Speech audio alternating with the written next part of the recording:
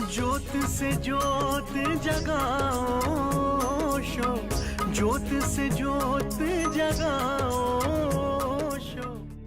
भगवान सतपथ ब्राह्मण में यह सूत्र आता है, सत्यम वै चक्षु सत्यम ही प्रजापति।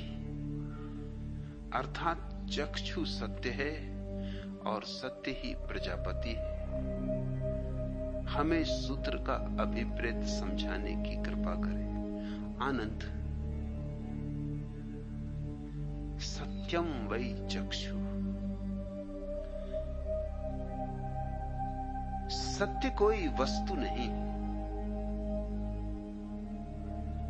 सत्य दृष्टि है, देखने का एक ढंग है,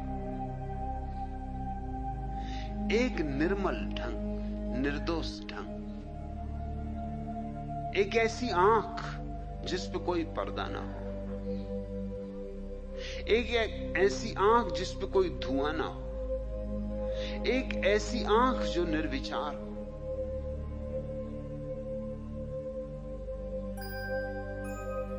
कोई हिंदू है तो फिर उसकी आंख सत्य नहीं हो सकती, कोई मुसलमान है तो उसकी आंख सत्य नहीं हो सकती, कोई ईसाई है तो उसकी आंख सत्य नहीं हो सकती। अगर आंख को सत्य करना हो तो ईसाई होना, हिंदू होना, मुसलमान होना हटा के रख देना होगा। आंख निर्मल होनी चाहिए, पक्षपात शून्य होनी चाहिए, पूर्वाग्रहों से मुक्त होनी चाहिए। लेकिन लोग अपने विश्वासों से भरे और उन्हीं विश्वासों के माध्यम से देखने की कोशिश करते।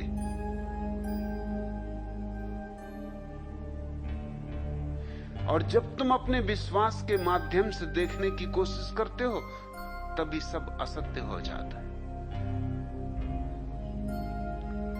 तब तुम वही देख लेते हो जो तुम देखना चाहते हो, वह नहीं जो है,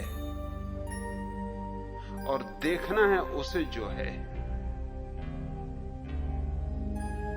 सबसे बड़ी कठिनाई जीवन की, सबसे बड़ी मुसीबत कि हम पैदा होने के साथ ही विकृत होने की प्रक्रिया में सम्मिलित कर दिए जाते हैं। हमारी आंखों पर पर्दे पे पर्दे, परतों पे परतें चढ़ा दी जाती। अब अगर जैन कृष्ण के मंदिर में जाता है तो झुकने का सवाल ही नहीं उठता, प्रश्न ही नहीं उठता। कृष्ण में उसे कोई भी महिमा दिखाई नहीं पड़ती, उसकी अपनी धारणाएं इतनी मजबूत हैं कि कृष्ण में तो उसको निपट भोगी दिखाई पड़ता है। कृष्ण खड़े हैं, बांसुरी बजा रहे हैं, मोर मुकुट बांधे हुए हैं,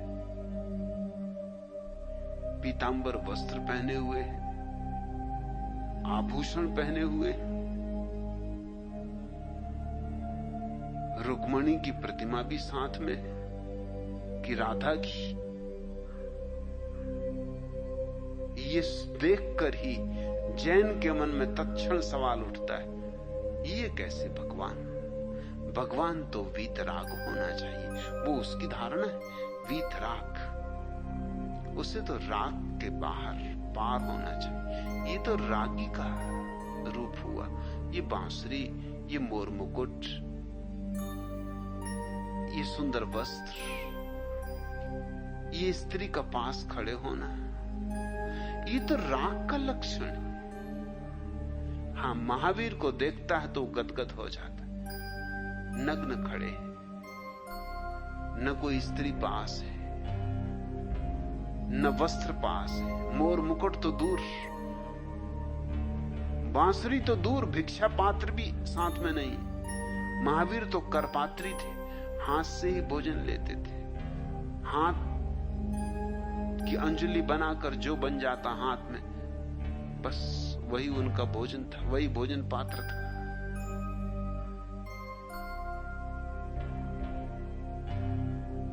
भिक्षा पात्र भी नहीं। ऐसे वीतरागी को नमस्कार उठता है। लेकिन किसी और को, हिंदू को महावीर को देख के थोड़ी हैरानी होती, ये कैसे भगवान, ये कैसे ईश्वर। ईश्वर शब्द का अर्थ ही होता है ऐश्वर्यवान। ईश्वर शब्द बनता ही ऐश्वर्य से।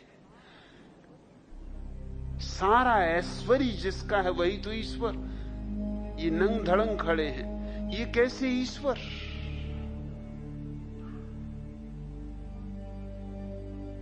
इनके पास कुछ भी नहीं है और ये नंगा खड़ा होना उसे अशोभन लगता है।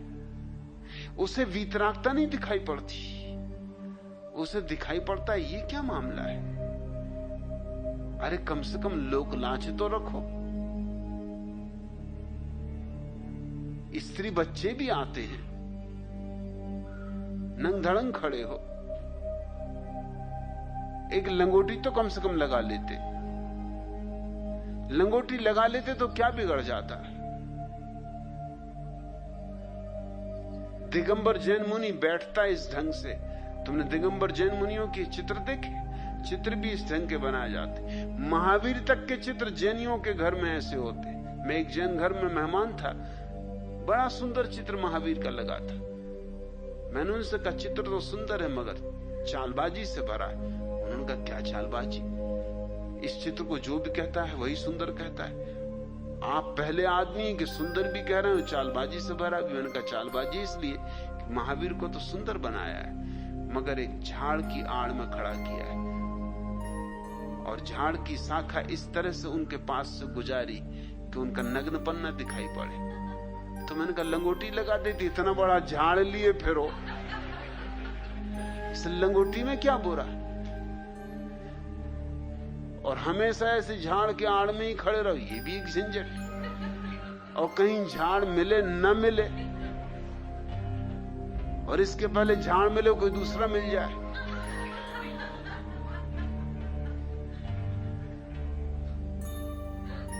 और ऐसा झाड़ लेके चलना हो तो फिर तो ट्रक पर समझो कि एक झाड़ खड़ा किए हुए हैं, जैसे ट्रक पे झांकियां निकलती, जैसे महावीर स्वामी खड़े हो झाड़ की आड़ में।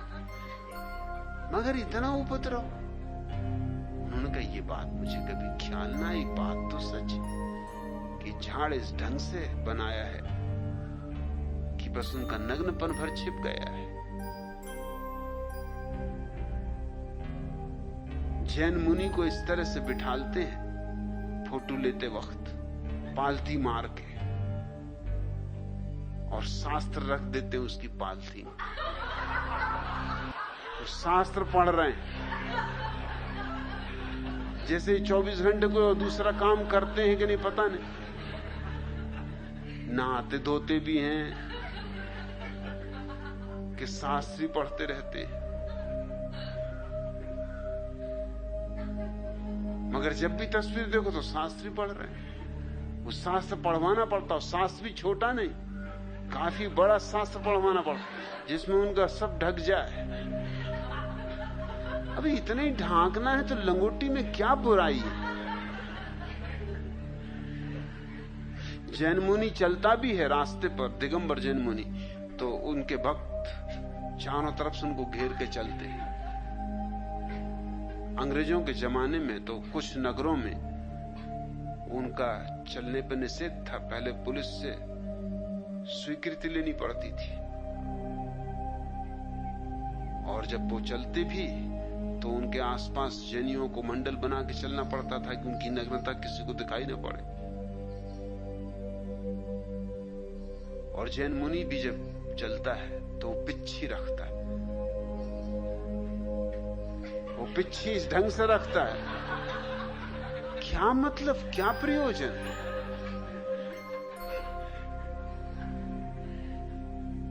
छोटी सी बात के लिए इतनी बड़ी पिच्ची। जो काम तिग्गी से हो जाए उसके लिए पिच्ची की क्या जरूरत। मगर खुद के पास भी तो वही बुद्धि है और औरों के चारों तरफ औरों के पास भी वही बुद्धि है।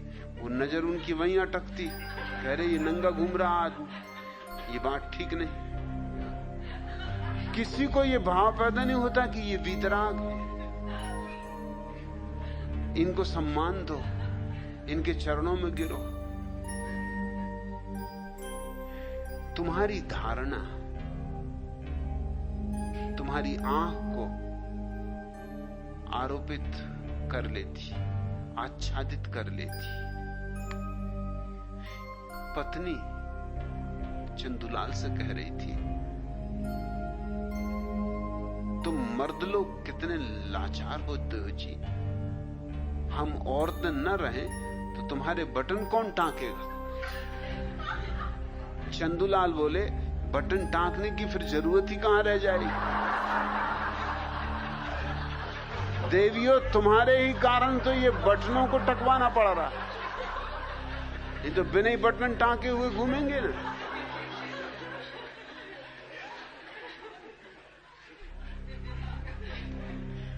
मोटर की कतार का तथा सिपाही के खड़े हाथ की ओर ध्यान न देकर एक व्यक्ति ने बड़ी शांति से चौराहा पार करना आरंभ किया था। ब्रेकों की आवाज गूंज उठी। ट्रैफिक पुलिस का व्यक्ति क्रोध से भरा हुआ उस व्यक्ति के पास आया और बोला, क्या आपको मेरा खड़ा हाथ दिखाई नहीं देता था? खड़े हाथ का मतलब मैं नहीं जानूंगा, वह व्यक्ति चिल्लाकर बोला। 50 साल से ज्यादा हो गया मुझे बच्चों को पढ़ाते हुए। अरे लघु शंका करने जाना जाओ, अपनी अपनी दृष्टि। अब वो बेचारा 50 साल से स्कूल में पढ़ा रहा है, बच्चे हाथ खड़ा करते, मतलब लघु शंका। अब पुलिस वाला हाथ खड़ा किए, तुमको करना लघु शंका करो, इसमें मुझे क्या लेना देना। उस बेचारे ने ठीक कहा कि 50 साल स्कूल में पढ़ाने के बाद मुझे पता नहीं होगा कि खड़े हाथ का क्या मतलब होता। जरूरत क्या खड़ा हाथ करने की, तुमको लघु शंका करनी करो, मैं कोई रोक रहा हूं। एक दृष्टि तय हो जाती, फिर वही दिखाई पड़ती। लड़की का बाप अपने होने वाले दामाद को अपने परिवार का एल्बम दिखा रहा था। उस खानदान के 50 चित्र देखने के बाद एक मजबूत काठी के बूढ़े का चित्र सामने आया। लड़की के बाप ने बड़े गर्व से कहा, ये हमारे हैं आदि पुरुष, इन्होंने ही हमारे खानदान की स्थापना की। ये क्या थे बताया ना, इन्होंने ही हमारे खानदान की बुनियाद डाली। दामाद ने पूछा, जी वो तो मैं समझा, मेरा मतलब है कि दिन के वक्त में ये क्या करते थे। खानदान की स्थापना तो रात में करते होंगे, मगर दिन में सिर्फ खानदान की स्थापना ही करते थे, कोई धंधा वगैरह नहीं करते थे। लोगों के प्रश्न भी उनकी दृष्टियों से उठते हैं। डब्बू जी पहली बार दिल्ली जा रहे थे। उनके मित्र चंदूलाल ने उन्हें कहा कि मित्र, ख्याल रखना कि दिल्ली के लोग बड़े चालबाज होते हैं। वहां के दुकानदार ग्राहकों की आंखों में धूल झोंकने में बड़े माहिर होते, हर चीज की कीमत दोगुनी बताते। तो कोई भी चीज खरीदने के पहले मोल भाव करना न भूलना। डब्बू जी एक छाते की दुकान पर छाता खरीदने के लिए पहुंचे। छाते के दाम पूछे तो दुकानदार ने कहा कि 20 रुपए होंगे श्रीमान जी।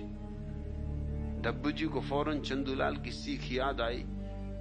वे बोले कि मैं तो अधिक से अधिक बस 10 रुपए इस छाते के दे सकता हूं, इससे 1 पाई ज्यादा नहीं। दुकानदार बोला, अच्छा ऐसा करिए, आप 15 रुपए दे दीजिए। डब्बू जी बोले, अब तो मैं 7.5 रुपए ही दूंगा। दुकानदार बोला, देखो अभी तुमने 10 रुपए कहा था, चलो 10 रुपए ही निकालो। डब्बू जी को लगा कि दुकानदार तो बड़ा चालबाज है। वे बोले, अब तो मैं 5 रुपए में ही खरीदूंगा, इससे एक पैसा भी ज्यादा नहीं। दुकानदार इस मोल भाव से झल्ला गया और बोला कि ऐसा करो कि मुफ्त में ही ले जाओ। डब्बू जी बोले अगर मुफ्त में दे रहे हो तो मैं 2 छाते लूंगा, 1 नहीं। तुमने मुझे समझा क्या है? अरे मैं भी तैयार होके आया हूं, बिल्कुल आंखों में धूल झोंक रहे हो, 1 छाता मुफ्त में पकड़ा रहे हो। 2 लूंगा, 2, इससे 1 कम नहीं लूंगा। ये सतपथ ब्राह्मण का सूत्र, सत्यम वै चक्षु, तुम्हारे देखने के ढंग में सत्य है या असत्य, सब तुम्हारे देखने के ढंग पर निर्भर है। अगर आंखें पक्षपात से भरी हैं तो तुम जो देखोगे वह असत्य है। फिर तुम्हें याद दिला दूं, सत्य या असत्य कोई बाहर निर्णित नहीं होते, तुम्हारे भीतर निर्णय होता है। बाहर तो वही है जो है, लेकिन तुम्हें सत्य मालूम होगा अगर आंख निर्मल है, और अगर आंख दूषित है, जैसे पीलिया के मरीज को सब पीला दिखाई पड़ने लगे, ऐसी अगर तुम्हारी आंख ने कुछ पहले ही तय कर रखा है, और जिस आंख ने कुछ तय कर रखा है वह अंधी। अंधा मैं उस आदमी को कहता हूं जिसकी आंख पक्षपातों से भरी, और आंख वाला उस आदमी को जिसकी आंख पक्षपात मुक्त है। सत्यम वै चक्षु, चक्षु सत्य है। असली बात आंख की है, दृष्टि की है, सृष्टि की नहीं। सृष्टि तो जैसी है वैसी है, मगर देखने वाले अलग अलग ढंग से देखते। और जब तक तुम्हारा कोई भी देखने का ढंग है, तब तक तुम जो भी देखोगे वह सत्य नहीं हो सकता। तुम्हारा ढंग आरोपित हो जाएगा। ध्यान का अर्थ होता है आंख को सब ढंगों से मुक्त कर लेना, आंख को निर्विचार, निर्विकल्प, निर्बीज कर लेना। आंख के पास अपनी कोई भावना न रह जाए, आंख के पास अपनी कोई छुपी हुई आकांक्षा भी न रह जाए। फिर तुम जो देखोगे वह सत्य है, और सत्य ही प्रजापति है, सत्य ही परमात्मा है। सत्य से ही सारे जगत का आविर्भाव हुआ है, सत्य में ही सारा जगत जी रहा है, और सत्य में ही सारा जगत लीन होता है, उठता है, जीता है, लीन होता है। और ये सत्य अभी तुम देख सकते हो। योग वशिष्ठ के सूत्र को और सतपथ ब्राह्मण के सूत्र को तुम जोड़ दो तो तुम्हारा ध्यान का पूरा शास्त्र निर्मित हो जाएगा। सत्यम वै चक्षु, सत्य है आंख में, आंख ही सत्य है, आंख होनी चाहिए। सत्यम ही प्रजापति, और जिसने सत्य को जान लिया उसने परमात्मा को जान लिया। और यह आंख कैसे निर्मल होगी? भविष्यम नानु संधत्ते, भविष्य का अनुसंधान ना करो, नतीतम चिंत यतत्स्यो, और ना अतीत की चिंता करो, वर्तमान निमेषी तू। ये जो वर्तमान का निमिष मात्र है, पल मात्र है, बस इसमें ठहर जाओ, अडिग हो जाओ। हसन्ने वानुर्त थे, प्रमुदित हो जाओ, आह्लादित हो जाओ, नाचो, गाओ, इस वर्तमान के क्षण को मधुशाला बना लो। ये वर्तमान का क्षण तुम्हारे लिए शराब हो जाए, पियो।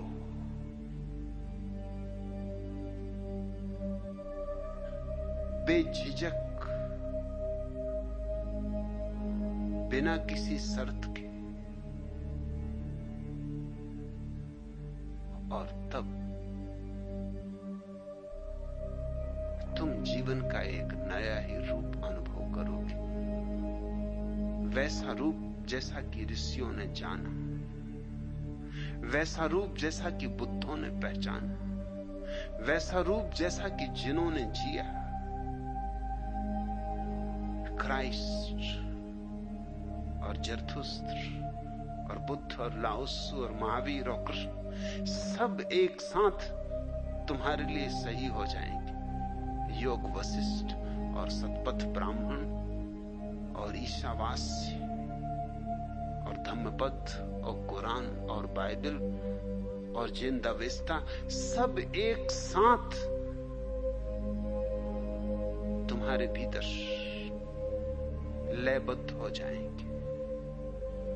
तब तुम ऐसा ना देखोगे कि ये अलग अलग, तब तुम्हारे लिए धर्म नहीं होंगे, सिर्फ धार्मिकता रह जाएगी। सत्य एक है तो धार्मिकता भी एक ही हो सकती है। मैं सन्यास के इस प्रयोग से इन्हीं दो बातों को पूरा कर लेना चाह रहा हूं। तुम्हारी आंख निर्मल हो और तुम वर्तमान में ठहर जाओ। ये दोनों एक ही सिक्के के दो पहलू समझो। आंख निर्मल होगी तो ही वर्तमान में ठहरोगे, वर्तमान में ठहरोगे तो ही आंख निर्मल होगी। ये एक दूसरे पर निर्भर, परस्पर निर्भर है। जब तक यह न हो जाए तब तक जीवन में दुख होगा,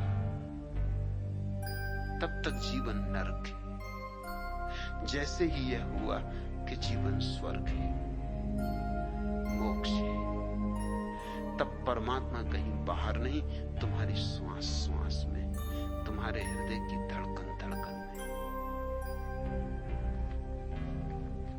अंतिम प्रश्न। भगवान, आपसे संन्यास लेने के बाद मेरे अंग अंग से नृत्य फूट रहा है। किसी अज्ञात कवि का यह गीत आपको देखकर रोम रोम में गूंजने लगता है। मुझे आई न जग से लाज, मैं इतने जोर से नाची आज कि घुंघरू टूट गए। कुछ मुझ में नया जोबन भी है, कुछ प्यार का पागलपन भी है। जब लिया तुम्हारा नाम, कुछ ऐसा लचका पांव कि घुंघरू टूट गए। कहती है मेरी हर अंगड़ाई, मैं पिया की नींद चुरा लाई। मुझे अंग मिले परवानों के, मुझे पंख मिले अरमानों के।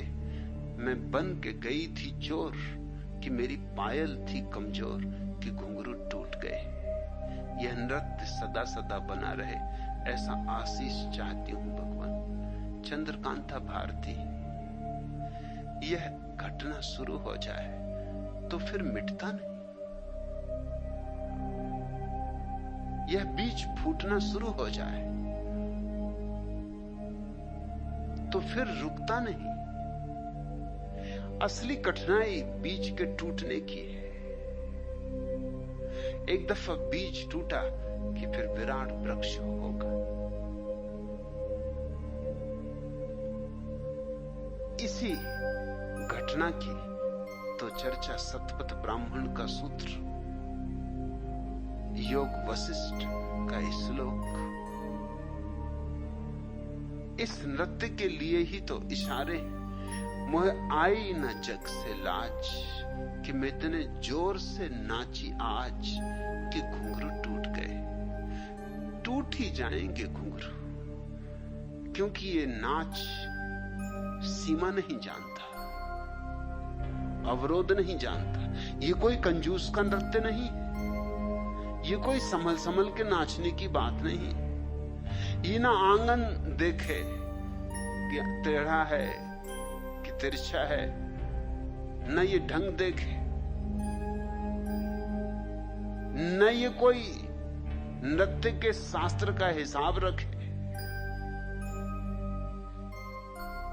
कि भरतनाट्यम है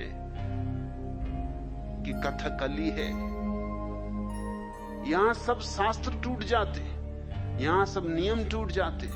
मोह आई न जग से लाज, मैं इतने जोर से नाची आज कि घुंघरू टूट गए। टूट ही जाने चाहिए घुंघरू। घुंघरुओं को बचा बचा के जो नाचेगा वो क्या खाक नाचेगा। वो तो घुंघरुओं को बचाने में ही लगा रहेगा। जो जग की लाज का हिसाब रखेगा वो क्या खाक नाचेगा। उसके नाच में तो अहंकार बना ही रहेगा। और नाच भी क्या कोई छोटी मोटी घटना है, बाढ़ है। जब आती है तो सब बहा ले जाती है। मुझे आई न जग से लाज, मैं इतने जोर से नाची आज कि घुंघरू टूट गए। कुछ मुझ में नया जोबन भी है, होना ही चाहिए। आंख नई होती है तो सब नया हो जाता है। कुछ मुझ में नया जोबन भी है, कुछ प्यार का पागलपन भी है, होना ही चाहिए। प्रेम हो और पागलपन न हो असंभव। हाँ, पागलपन हो सकता है और प्रेम ना हो, ये बात बनती है। लेकिन प्रेम हो और पागलपन ना हो, ये बात नहीं बनती। बहुत हैं पागल जिनके जीवन में प्रेम नहीं, लेकिन ऐसा एक भी प्रेमी नहीं हुआ जिसके जीवन में पागलपन ना हो। कुछ मुझ में नया जोबन भी है, कुछ प्यार का पागलपन भी है। जब लिया तुम्हारा नाम, कुछ ऐसा लचका पांव कि घुंघरू टूट गए। टूट ही जाने चाहिए। चंद्रकांता बिल्कुल ठीक हो रहा है, रास्ते पर आ गई। यूं तो लोग कहेंगे भटक गई, पांव लचक गया। मगर मैं कहूंगा कि पांव क्या लचका, पंख लग गए। कहती है मेरी हर अंगड़ाई, मैं पिया की नींद चुरा लाई। मुझे अंग मिले परवानों के, मुझे पंख मिले अरमानों के। मैं बन के गई थी चोर कि मेरी पायल थी कमजोर। ये काम ही चोरी का है। इसलिए तो हमने भगवान को एक नाम दिया, हरि। भगवान के बहुत से नाम हमने दिए। इस देश में जितने नाम हमने भगवान के दिए, दुनिया के किसी देश ने नहीं दिए।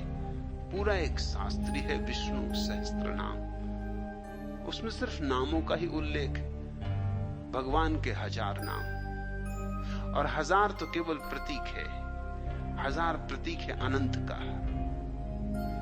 इसलिए तो कहते हैं जब समाधि लगती तो सहस्त्र दल कमल, 1000 बकरियों वाला कमल खिलता। 1000 प्रतीक है अनंत का। उसमें सभी नाम प्यारे हैं।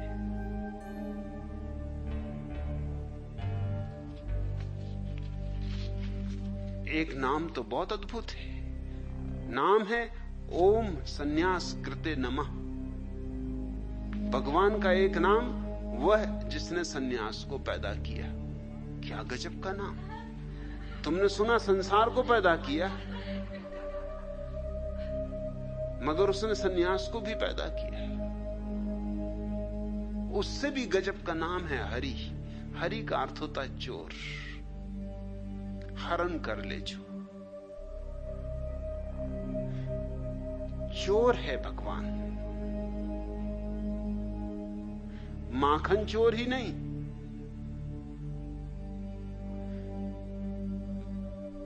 कैसे आहिस्ते से हृदय को चुरा ले जाता पता ही नहीं चलता।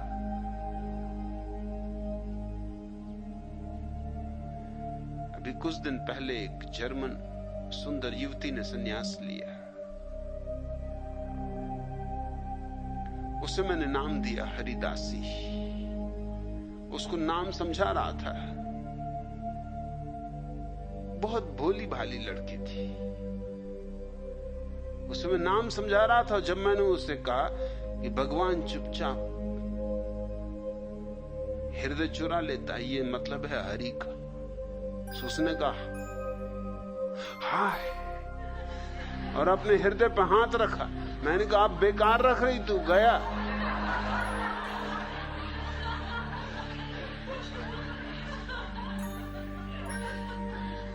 अब कहां, वहां कभी था।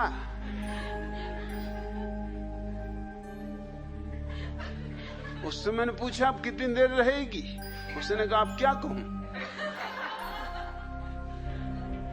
अब मुझे खुद ही पता नहीं। अब सवाल ये कि जाऊंगी कैसे? अगर हृदय गया तो सब गया। तो ठीक ही आई चंद्रकांता, यही आने का ढंग है। मैं बन के गई थी चोर की, मेरी पायल थी कमजोर की, घुंघरू टूट गए। चोर तो बन के जाना पड़ता है, परमात्मा को भी तुम्हारे भीतर चोर बन के जाना पड़ता है, और तुमको भी परमात्मा के भीतर चोर बन के जाना पड़ता है। मगर कितने ही संभल के जाओ, घुंघरू बज जाते हैं, बज ही नहीं जाते, टूट भी जाते, शोरगुल हो जाता है। बात जग जाहिर हो जाती। कितने ही आहिस्ता जाओ, कितने ही चुपचाप जाओ, कितना ही छुपाओ, छुपाए भी ये बात छुपती नहीं। चंद्रकांता ठीक हो रहा है।